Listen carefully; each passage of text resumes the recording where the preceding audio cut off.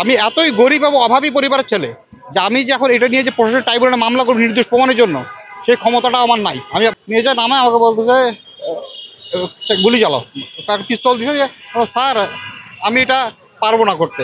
কারণ আমি মোহাম্মদ সারোয়ার জাহান, আমার বাসা দিনাজপুর। আমি 2011 সালে এপ্রিলে নিয়োগে ভর্তি এবং 2011 সালে ডিসেম্বরের 12 তারিখে ট্রেনিং শেষ করে জয়েন করি, ডিসেম্বরের 22 তারিখে জয়েন করি। তা আমার বিভিন্ন ডিস্ট্রিক্টে পোস্টিং হতে হতে লক্ষ্মীপুর জেলা 2017 সালে পোস্টিং হয়। পোস্টিং হওয়ার পর পোস্টিং হওয়ার 1 মাস পর আমি ম্যাগাজিন গার্ডে ওই সময় ডিউটিতে ছিলাম। একটা লোককে ধরে আনা হলো, চোখ মুখ বন্ধ, মানে চোখগুলো বন্ধ করা আর হাত তার বাঁধা ছিল। হঠাৎ অস্ত্রাগারে তো এখানে শুধু পুলিশ ছাড়া সাধারণ লোকের ঢুকা নিষেধ, হঠাৎ একটা আসামিকে কেনই বা আনবে এখানে? এটা ব্যতিক্রম আমি আমার চাকরি লাইফে দেখতেছি। পরে শুনতেছি ওকে ইনকাউন্টার করা হবে বা ক্রস ফায়ার। ঠিক আছে, এখন আমি কি আর বলবো। রাত 12টার সময় আমার ডিউটি যখন শেষ হয়েছে, ওইখানে এডিশনাল এসপি একটা আসলো, মাইক রাজু সে একজন বিএনপির নেতা ছিল, কি যে নাম তার আমি জানি না, যেহেতু আমি নতুন পোস্টিং হয়ে গেছি, কোনো অত কিছু জানি না। আর এটা তো ব্যতিক্রম আমার চাকরি লাইফে, একটা ম্যাগজিন কার্ডে একটা অপরাধীকে, অস্ত্রাগারে কোনো অপরাধীকে ধরে আনার নিয়ম নাই, তবে পুলিশ লাইনের ভিতর আনলো। যাই হোক, রাত 12টার সময় যখন আমার ডিউটি শেষ হয়েছে, এডিশনাল এসপি তার আগেই আসে, কিছুক্ষণ আগে আসবে, গাড়িতে উঠাচ্ছে, তখন বলতে যায় তোমার ডিউটি শেষ, বলতে জি তুমি একটু আসো তো আমাদের সাথে। গাড়িতে উঠে নিয়ে গেল। নিয়ে যাওয়ার পর ওই লক্ষ্মীপুর জেলায় একটা জমিদার বাড়ি আছে, পুরাতন জমিদার বাড়ি, ওই দিকে নিয়ে গেল। নিয়ে যায় নামে আমাকে বলতেছে গুলি চালাও, তার পিস্তল দিছে যে স্যার আমি এটা পারবো না করতে।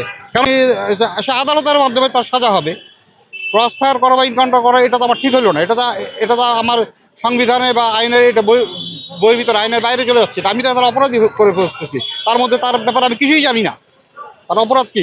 সে বিএনপির নেতা। স্যার বিএনপি নেতা হোক আর জামাতের নেতা হোক বা আওয়ামী লীগ হোক, আমার জানি নেতা হোক, আমি তাকে ক্রস ফায়ার করতে পারি না। তার অপরাধ যদি সে অপরাধী হয়ে থাকে, তাকে আইনের মাধ্যমে তার শাস্তি হবে।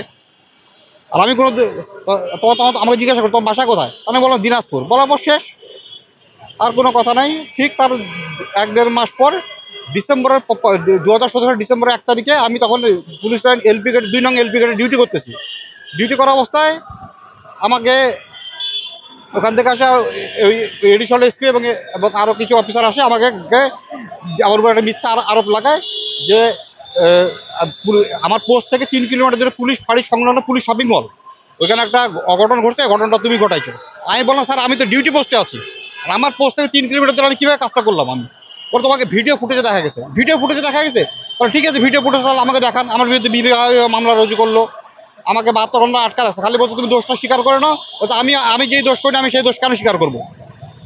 তারপর যা হোক, আমাকে বিভাগীয় মামলা রুজু করার পর আমি যখন জবাব দিয়ে করছি, 1 মাস পর আমি ভিডিও ফুটেজ দেখতে চাইছি, যেহেতু আমার একটা সৎ সাহস আছে। ভিডিও ফুটেজ দেখতে যাই, দেখতেছি যে প্রকৃত অপরাধী তাকেই দেখা যায় না। এখন ওর একটা খাকি কালারের প্যান্ট আছে, তোমার হলুদ কালার, আমারও একটা হলুদ কালারের প্যান্ট আছে, এই প্যান্টটা এরকম তোমার একটা প্যান্ট আছে না, হ্যাঁ এই বাস এটা তুমি কাজ করছো। তাই না? ওরকম প্যান্ট কি সারা বাংলাদেশে কি একটাই তৈরি হচ্ছে স্যার? প্যান্টের মধ্যে কি প্যান্ট থাকতে পারে না? হ্যাঁ, আর আমার কিন্তু ডিউটিতে কোনো অ্যাবসেন্ট রিপোর্টও নাই। তাই বলো স্যার ঠিক আছে, স্যার ফেসটা একটু দেখান স্যার। বলে কেন তোমাকে কেন ফেস দেখাবো? তুমি একটা কনস্টেবল, আমি এসপি, তুমি এসপিকে অর্ডার করতেছো? অর্ডার না স্যার, আপনি আমাকে একটা মিথ্যা আরোপ করছেন যে আমি আমার নির্দোষ প্রমাণিতের জন্য আমি ফেসটা দেখান যে আমি অপরাধী কিনা। তখন বলছে আমি এগুলো অত কিছু দেখাতে পারবো না, অপরাধটা করছো এটা স্বীকার করে নাও। এখন স্যার আমি যেই দোষ করলে সেই দোষ স্বীকার করতে পারবো না। তোমার বাসা দিনাজপুর না? যে হ্যাঁ। খালেদা জিয়ার বাসা থেকে তোমার বাসা কি 1/2 কিলোমিটার দূরে? জি স্যার। তুমি তো বিএনপি রাজনীতির সাথে জড়িত। আমি বললাম স্যার আমি চাকরি হলো 2011 সালে এপ্রিলে, ওই সময় আওয়ামী লীগ ক্ষমতা ছিল, আমি কোনো দলের সাথে জড়িত না, আমি পূর্বে কোনো রাজনীতির সাথে জড়িত না, আমি কাজও ছিলাম না। আমার মেধা তালিকা চাকরিটা হয়েছে স্যার। আমি শারীরিক দিক দিয়ে আমি দক্ষ, সব দিক দিয়ে। আমার কোনো মাদকের রিপোর্ট নাই, আমি কোনো মাদকও সেবন করি না। বলতেছে যে তোমরা হচ্ছে মির্জাপুর এলাকার লোক, তো তুমি এখন দোষ তোমার স্বীকার করবা কিনা? বলছে না, আমি যে দোষ করি সেই দোষ আমি স্বীকার করবো না, বলে আমাকে চাকরিচ্যুত করে দেয়। 2017 সালে জানুয়ারির 17 তারিখে চাকরিচ্যুত করে। এবং আমি পরবর্তীতে জানতে পারি যে যখন বিএনপি ক্ষমতায় ছিল, মাননীয় সাবেক প্রধানমন্ত্রী বেগম খালেদা জিয়া তাকে চাকরিচ্যুত করছিল দুর্নীতির দায়ে। ওই ক্ষোভটা সে আমার উপর ঝাড়ে। এবং আমি এতই গরিব এবং অভাবী পরিবারের ছেলে যে আমি যে এখন এটা নিয়ে যে প্রশাসন ট্রাইব্যুনালে মামলা করবো নির্দোষ প্রমাণের জন্য, সেই ক্ষমতাটা আমার নাই। যার কারণে আমি আদালতে যেতে পারিনি, মামলা করতে পারিনি। এবং আজকে যে আমি যে দিনাজপুর থেকে এখানে যে আসছি, এই যে একটা খরচ আছে, খরচটা আমি আমার আত্মীয় স্বজন বন্ধু বান্ধবের টাকা ধার বাকি করে আসছি। আমি আমি এখন টোটালি বেকার। আমার আবার কিছু গ্রামে 1.5 বিঘা আবাদি জমি আছে, ওই জমিটা করে যেটুকু হয় সেটা দিয়ে আমি চলতেছি।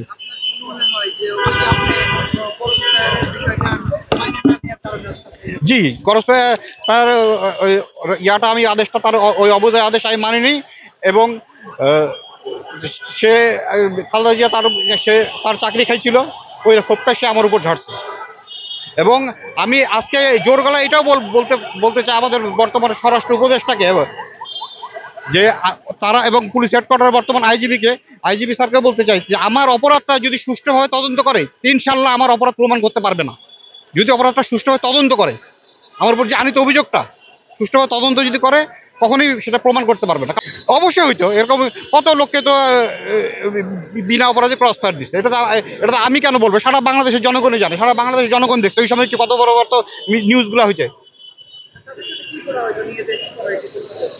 তাদেরকে নিয়ে যায় চোখ বন্ধ করে রাকেশের সামনে পিকনিক গুলি চালিয়ে দিত, কিন্তু এরকম ভাবে তাদেরকে বিভিন্ন জায়গায় ক্রস ফায়ার করা হয়েছে।